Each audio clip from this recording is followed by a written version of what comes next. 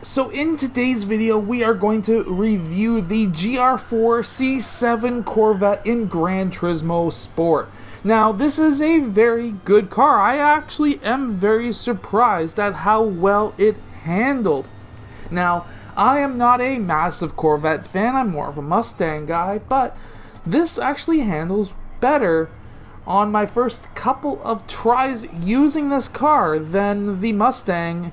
So yeah, I'm becoming a fan of the Corvette in this game. So some of the things that I have basically learned about this car. You really need to follow the rules of the turn. And what I mean by that is basically turning to the point of not making any mistakes. So unlike a Mustang, where you can make a couple of mistakes and you can lose the rear end just a bit so that you can get yourself around the corner and out of harm's way, you don't have that ability as much in the Corvette. Now, does that really hurt? Not necessarily. As you can see here in that first clip there, hitting the grass just a bit doesn't make you lose control, which is fantastic. So many cars in this game, as soon as you touch the grass just a bit, you lose the control altogether. And that guy just got in my way, and that's we'll be fine. We'll be totally fine. Got to catch up to the 8th position again, but anyways, this is a very fun car to drive. Going around this track was a lot of fun, and I usually have fun on cars that I really like and that I drive a lot. I don't drive this Corvette all that much. Now, when it comes to the Logitech G29 that I am using in this game, or in this video, it really does serve me well when you're racing this Corvette. So some cars, some steering wheels, in my opinion, tend to work differently than others. And out of 10, I would say that this Logitech G29 steering wheel, I would give it a 9 out of 10 with the Corvette C7. Now, when it comes to handling corners, the Corvette does corner very well. When you're starting to compare it up against some of the better handling cars in this game, in obviously its same class, I hate it when people just I hate the computer system in this game. People like the computer system wants to brake when they don't need a brake and whatever. But basically, going back to the handling, the handling is really good, and I can control it quite well.